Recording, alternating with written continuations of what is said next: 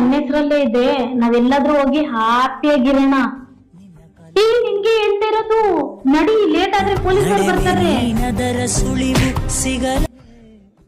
ಅವನ ಹತ್ರ ನೀನ್ ಬದುಕಕ್ ಆಗ್ತಾ ಇಲ್ಲ ಅಂದಿದ್ದಕ್ಕೆ ಎಲ್ಲ ಅವ್ನು ಟಾರ್ಚರ್ ಕೊಡ್ತಾನೆ ಅನ್ಕೊಂಡಿದ್ದೆ.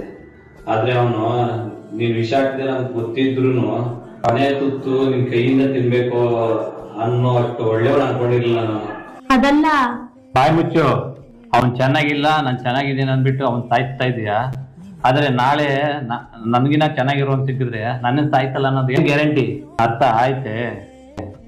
ಗಂಡನ್ ಬಿಟ್ಟು ಬೇರೆ ಗಂಡಸರನ್ನ ಇಷ್ಟಪಡೋ ಹೆಂಗ್ಸು ಜೊತೆನೆ ಇರ್ತಾಳೆ ಅನ್ನೋದು ಯಾರು ನಂಬಲ್ಲ.